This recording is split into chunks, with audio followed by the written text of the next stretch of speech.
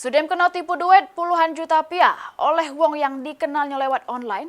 Heni Nopitasari salah si warga yang balik di Jalan Tegal Binangun, Kecamatan Pelaju, Palembang. Laju datangi Polrestabes Palembang guna ke laporan polisi.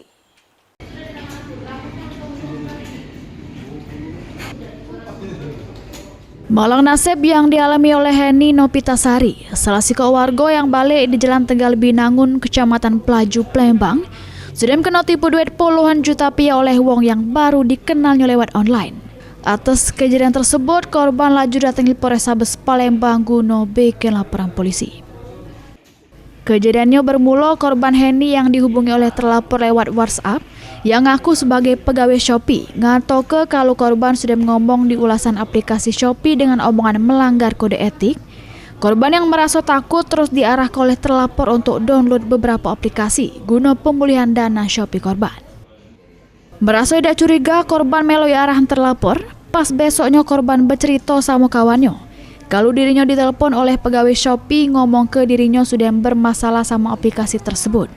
Dengar cerita itu, kawan korban ngungkap kalau yang nelpon dirinya merupakan penipuan make akun palsu ngatas nama ke Shopee. Atas kejadian tersebut, korban mengalami kerugian duit sebesar Rp3.800.000 yang digunakan terlapor untuk transaksi di berbagai aplikasi dengan guna ke data pribadi korban. Tadi ngerasa itu bahwa akun yang asli, bukan yang palsu kan. Udahlah, aku ikutin arahan yang dia berikan kepada saya. Tuh, dan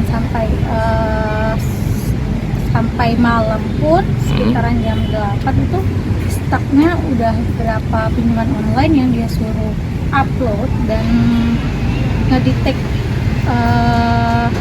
jumlah nominal pinjaman yang dia suruh untuk mengatasnamakan Shopee biar akun saya itu kembali pulih. Jadi total kerugiannya berapa itu seluruhnya? 38.800.000. Berarti itu penipuannya itu dalam bentuk Shopee Pay itu ya, Pak ya? Iya, dia mengatasnamakan pinjaman Shopee.